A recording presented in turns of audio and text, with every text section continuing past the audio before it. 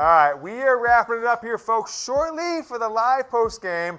But this is our live Q&A on the defense. So about 10 more minutes of questions or so, and then you will go on with your day around the world of college football. Get ready for the NFL action. If you're watching this later in the week, live Q&A questions on the defense. Use hashtag defense, or we've got a handful of questions on the defense already in the chat that we're going to answer for the next 10 minutes. Use hashtag defense to get those questions, though, answered on the show. It'll pop up right to the top, and we can make sure we answer it. Coming in from jermar pennymon. Gosh, I was messing up that name.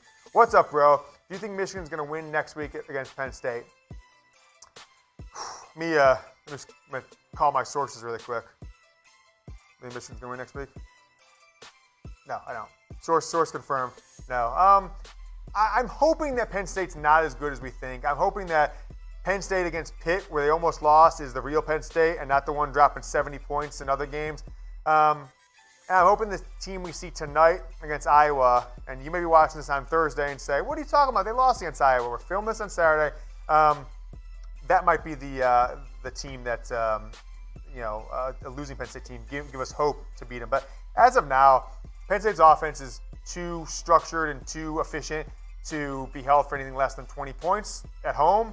And I don't see Michigan scoring, more than 20 points. So I bet Michigan loses like 28-14 on the road against Penn State, which is a bummer because I think Michigan's a lot more talented than Penn State.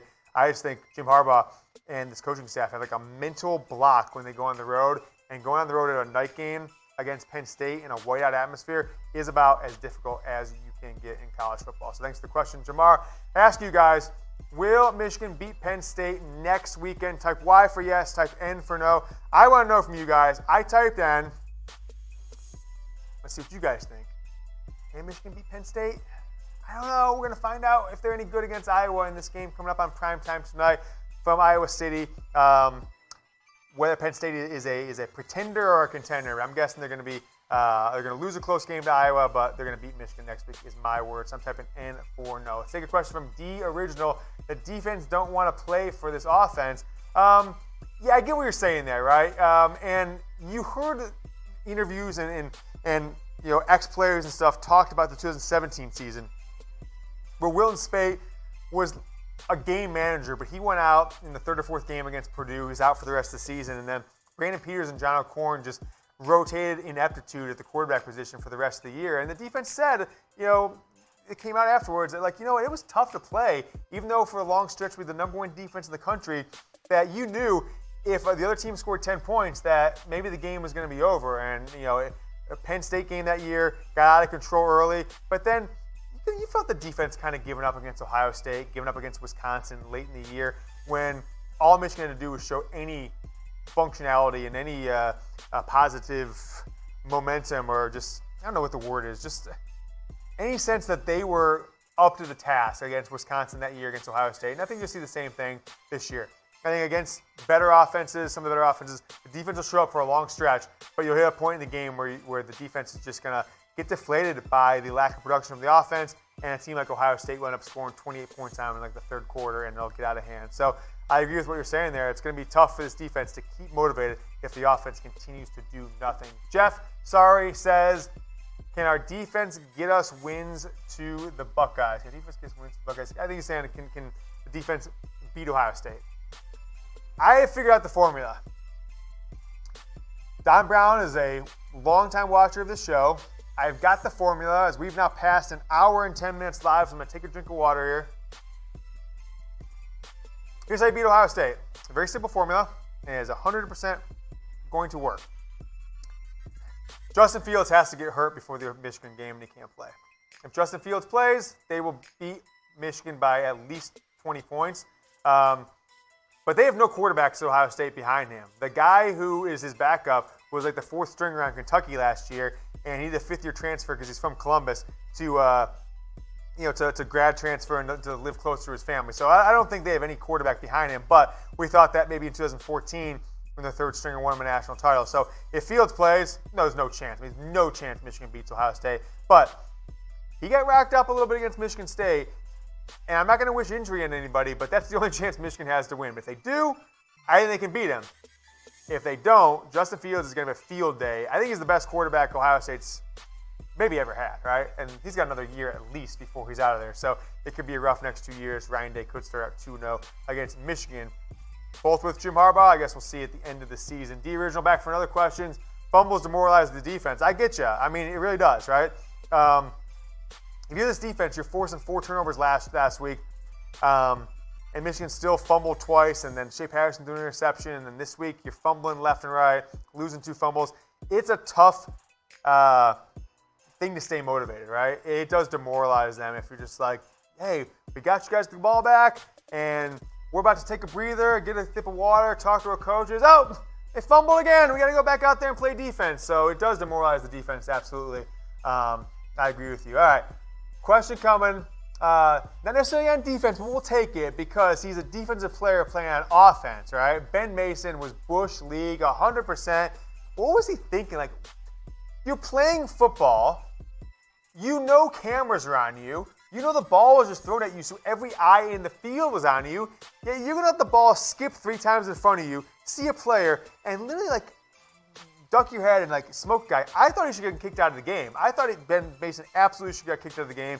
It was as Bush League as it gets, and had he, like, lined up and laid a better hit, he could have flattened that guy, hurt him, cracked a collarbone, whatever it was, and maybe he would have been kicked out of the game or suspended in the future. But I think Jim Harbaugh needs to address it. That was definitely a Bush League play, and I don't like seeing that from a guy like Ben Mason, who I thought was a classy stand-up guy, but I'm definitely reconsidering what I think about him after that play. Arsenal Royale says, if Michigan stays with 1 loss to Ohio State, maybe because of our defense or offense started to – okay, would it be because of the defense or the offense started to click? It would be because the offense started to click, right? I don't think the defense – they could be the best defense in the country. They're not, but they could be a top 10 defense. But even if they were the best defense in the country, let's say you took whoever you think the best defense in the country is it Auburn or maybe LSU, or maybe Alabama, maybe Ohio State actually, with our old defensive line coach, now defensive coordinator down there, shady Greg Madison. You put the best defense in the country with this offense, you're still going to lose 2 or 3 games, right? And you can probably still lose at least 2 before Ohio State. So if you make it to the Ohio State game, it was the offense scored enough against Penn State, Michigan State, Notre Dame to hold the, to give the defense a chance. Because even the best defense in the country is not going to hold Penn State and Notre Dame, both of them at least, and Michigan State to no points. And so I do fear that against Notre Dame and certainly against Penn State and, gosh, I guess Michigan State too, that Michigan has a chance of scoring like 10 points or less, right? So I'm not really sure what we're going to see. But if they make it to that game with 1 loss, it'll be because the offense starts to click and the defense basically does what they've done so far this year, which is be pretty good outside of that Wisconsin game. All right, sydIRISH. So what changed from Harbaugh in his first 2 years when they were physical to the last couple, of years? It's like he's not the same guy. This is not a new question from people. I certainly am questioning it. I certainly don't know what to make of Jim Harbaugh. I think there's 2 points that I've seen in Jim Harbaugh's tenure at Michigan that I really was just interested in seeing what I don't know, things change after that. So number 1 was the Iowa game in 2016, right? Michigan was coming off a 100-yard wide receiver game, the last 100-yard wide receiver game this program's had against Maryland. You go on the road and you lose to Iowa, where you scored 9 points. What was the final score? 13-9, 13-12, something like that year. And then a 9-0 team ranked number 2 in the country loses 3 out of the next 4 games, right? Well, including the Iowa game, right? So you lose Iowa game, you win the next week against Indiana, lose Ohio State game, lose the bowl game to Florida State. And then the next year, it's a kind of a tough year, 8-5, and not really much creativity anywhere outside of that Florida game or anything to get you excited about. And then I feel like he got rejuvenated after the 17 season, deflated for a year or so, and then something changed in the Rutgers game last year. Like, the program has not been the same since. You almost lost to Indiana, you lose to Ohio State, you lose to Florida, you lose to Wisconsin, and you look rudimentary. You made drastic changes that aren't working out. So something's changed them. A lot of things going on in Jim Harbaugh's life. He's getting a little older now. He's 55, 56 years old. He's not 49, 50 years old like he was when he got the job. He's got a young kid. He's got like a 2-year-old son. I mean, that's not easy, right? He's got like 7 kids, so maybe he's distracted. He's been doing it for a long time, right? Jim Harbaugh, since he was 13 years old, has not had a break from football, and so maybe that's weighing down on him. And lastly, there's been a lot of concerns about his health. People have said he's got bad knees. I think he confirmed that this year, that he's getting treatment for his knee. People say he's got bad hips from playing football. 15-year NFL career, 5 years at Michigan. That's 20 years at high-level football, where he played a lot of that. So could be any number of things, but it's not the same guy we saw at Stanford. Certainly not the same guy who went to 3 straight NFC title games as a coach of the San Francisco 49ers just a few years ago. So that's the question there from sydIRISH. Matt Peyerk, thanks for the question, Matt. Is our defense more likely to do better against Penn State like we do to Iowa? Illinois was okay. Getting that. So I was fumbling the words there because sometimes it's tough to understand when you're reading these on questions. The defensive performance today was good until like the end of the first half, and the third quarter, and when they scored those 25 straight points was interesting. But I still don't know what I'm getting out of this Penn State offense. I'm going to see tonight, right? I think if Penn State scores 20 points or more on the road at Iowa, that you are going to see that is going to indicate to me that their offense is going to be good enough to score 35 against Michigan next week. So I don't think they're going to hold Iowa to 3 points.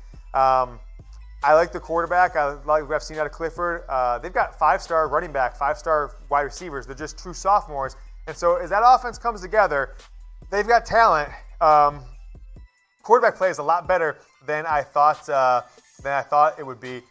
Answer is yes to that, to the production team asking me about where we're going in the show. So this is going to be our last question from Matt here. We're going to keep looping the show, so continue to watch with us here on Chat Sports Michigan Football Report. But we're going to find out something tonight. You might not be watching this until it goes up later midweek,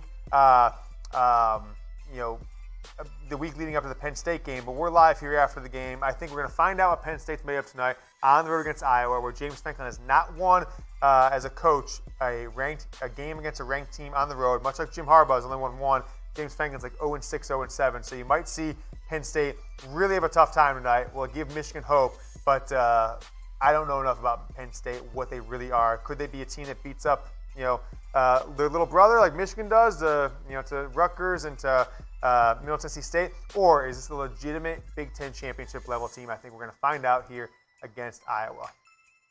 Make sure to get going with BetDSI, folks. Our presenting sponsor, chatsports.com/bet. Promo code is GoBlue. Get your 120% deposit bonus to bet on college football, to bet on the NFL. Get the deposit bonus so you don't put $100 in and you go 0-5 and you're like, I lost all my money. Use your promo money and you'll be doing good. Chatsports.com/bet. Promo code GoBlue. 120% deposit bonus with our sports gambling partner, BetDSI. Bet football on the internet with BetDSI. Subscribe to the channel, guys. Make sure to subscribe. Why are you watching?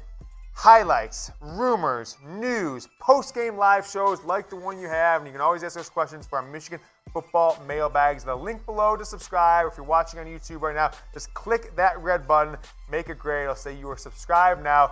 We will be back later in the week. We're going to keep this show rolling now, so if you didn't see the entire show, we're going to start with our Michigan football takeaways, grades, and your questions. Go Blue.